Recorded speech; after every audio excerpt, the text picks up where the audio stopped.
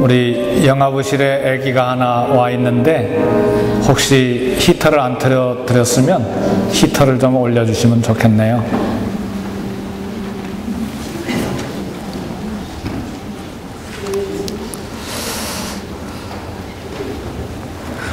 여러분의 영혼에 또 가정에 주께서 주시는 평안과 은혜가 있기를 주의 이름으로 축복합니다.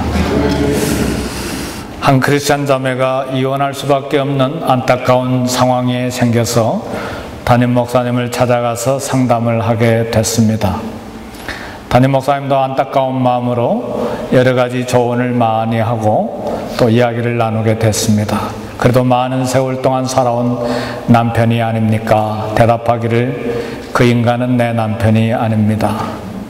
자매가 말하기를 목사님이 말하기를 그래도 남편이 아니라도 할지라도 20년이 넘도록 살아온 한 친구가 아닙니까? 자매가 대답하기를 그 인간은 한 번도 내 친구인 적이 없었습니다. 그래, 목사님이 또 말씀하시기를 그러면 친구가 아니라면 성경에 말하기를 내 이웃을 사랑하라고 했는데 이웃으로 사랑하면 안 됩니까? 자매님이 대답하기를 그 인간은 한 번도 내 이웃인 적이 없었습니다. 이웃이라면 내가 함께 살 텐데 그렇게는 할 수 없습니다. 목사님이 다시 한번 말하기를 그러면 남편도 아니고 친구도 아니고 이웃도 아니면 그 사람은 누구입니까? 그 사람은 내 원수입니다. 그래, 목사님이 말하기를 그럼 잘 됐습니다. 원수를 사랑하세요. 성경은 말하기를 내 원수를 사랑하라고 말씀하셨습니다. 원수로 알고 사랑하세요.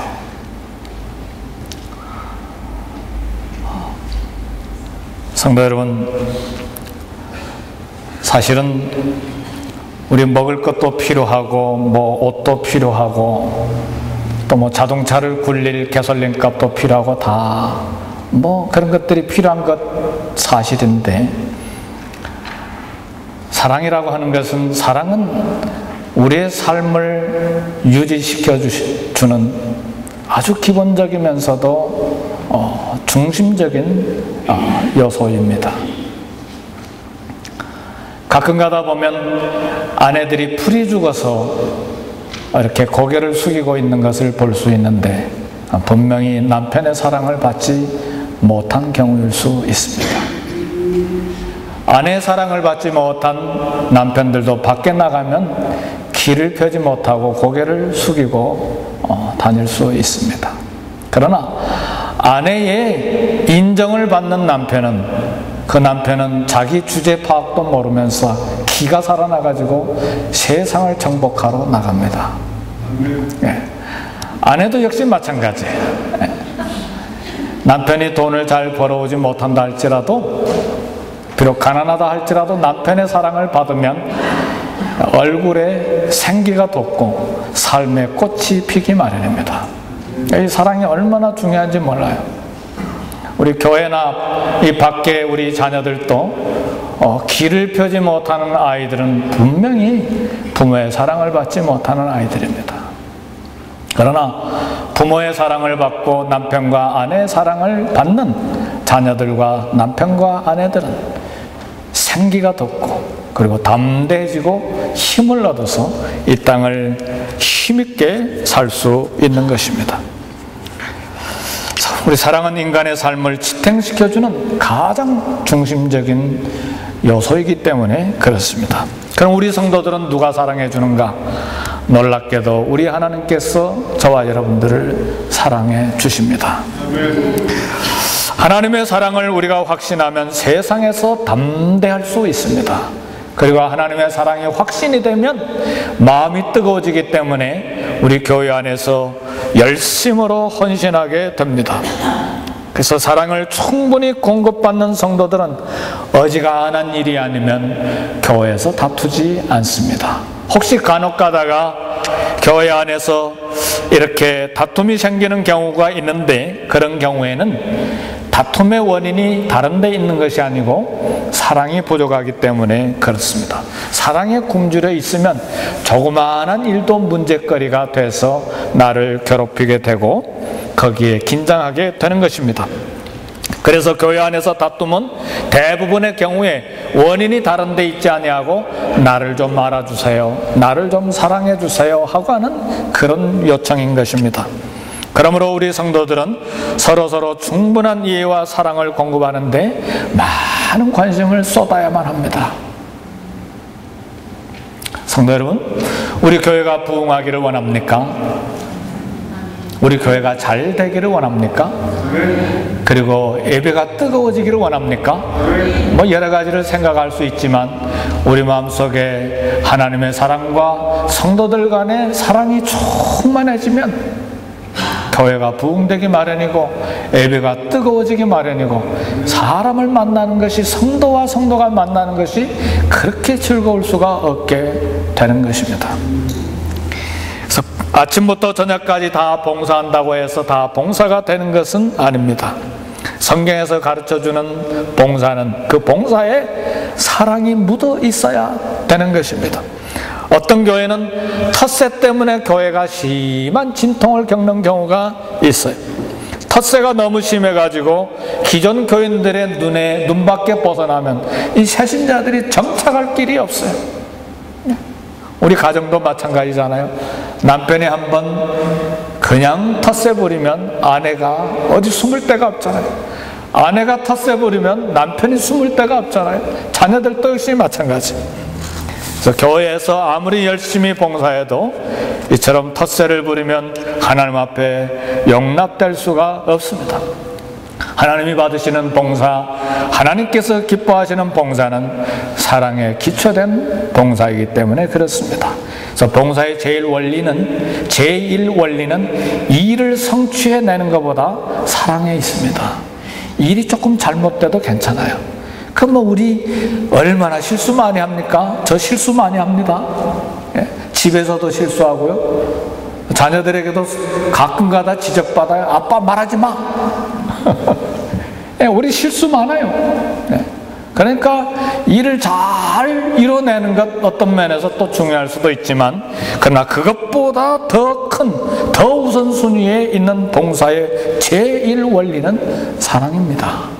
예. 베드로가 주님을 떠나지 아니하고 마지막 순간까지 전설에 의하면 십자가에 거꾸로 매달려서 죽었는데, 순교했는데, 그 중요한 이유는 자기를 한 번도 나무라지 아니하고 내가 나를 사랑하느냐? 내가 나를 사랑하느냐? 내가 나를 사랑하느냐? 이 사랑을 회복시켜 주시는 주님의 심장에 베드로가 완전히 빠진 거예요. 그래서 그가 죽을 때 나는 주님처럼 십자가에 바로 매달려서 죽을 수 없습니다. 거꾸로 매달아 주세요. 이게 이제 전설에 나오는, 초대교회 전설에 나오는 이야기입니다. 오늘 본문 로마서 12장 9절에 보니까 사랑에는 거짓이 없나니 악을 미워하고 선에 속하라 그랬습니다.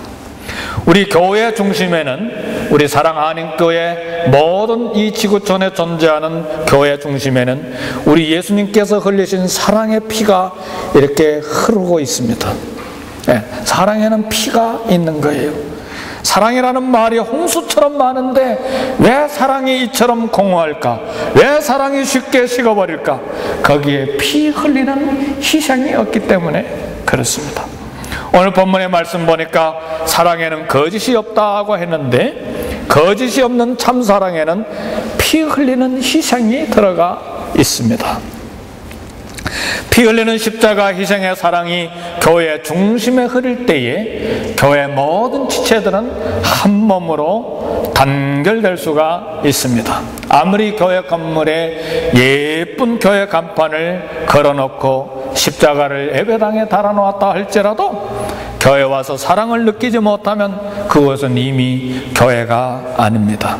어느 분이 예수님을 잘 믿는다고 소문이 났습니까? 그러나 그분에게 예수님을 잘 믿는다고 소문이 난 그분에게 가까이 다가가서 예수님의 사랑을 느끼지 못한다면 그 예수 잘 믿는다는 것이 헛소문일 가능성이 아주 큽니다. 그건 진리에 속한 말입니다. 성도 여러분, 왜 우리 애기들이, 딸들과 아들들이 어려울 때 엄마를 생각하고 엄마에게 찾아가기를 원하고 엄마에게 하소연하는 줄 압니까? 어렸을 때부터 이 핏덩이서부터 분가하기까지 끊임없는 사랑을 쏟아주었기 때문에 그 사랑이 결코 잊어지지가 아니하기 때문에, 그 사랑을 한 번도 의심한 적이 없기 때문에 고통을 당하면 당할수록 엄마에게 더 가까이 다가가는 거예요. 마찬가지로 우리에게 사랑이 있으면, 우리가 사랑의 사람이 되면 가까이 다가오게 마련입니다. 우리 교회도 역시 마찬가지입니다. 참 봉사자면 누군가 그에게 다가갔을 때 예수님의 사랑이 그에게서 느껴져야만 되는 것입니다. 성도의 삶은 하나님을 사랑하고 이웃을 사랑하는 것이기 때문에 그렇습니다. 오늘 본문의 말씀 보니까 사랑에는 거짓이 없나니 악을 미워하고 선에 속하라 그랬는데, 이 악은 어두움이잖아요. 근데 이 어두움을 쫓아내는 방법은 빛을 비추는 것입니다. 사랑은 빛입니다. 이 어두운 악, 이것을 쫓아내는 방법은 사랑의 빛을 비추는 것입니다. 우리가 자연 시간에 배운 대로 어두움은, 빛은 1초에 30만 킬로미터를 달려갑니다. 그러니까 사랑의 빛을 어둠에 비칠 때 이 악과 어둠은 1초에 30만 킬로미터로 물러나게 마련입니다. 그래서 교회의 어둠을 몰아내는 방법은 사랑의 빛을 비추는 것이고, 사랑은 교회의 어둠을 치료하는 강력한 능력이 되는 것입니다. 교회 아픈 상처를 치료하고 회복하는 능력은 여기 사랑에 있습니다.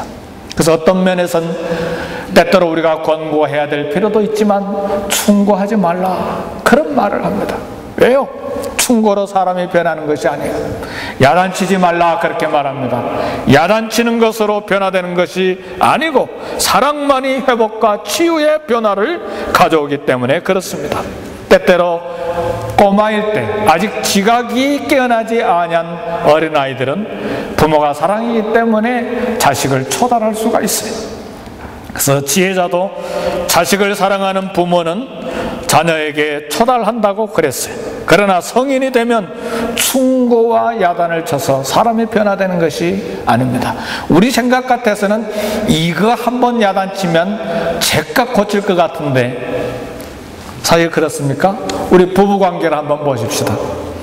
서로 고쳐주려고 수십 년 동안 말다툼해 왔는데 효과가 있었습니까? 네.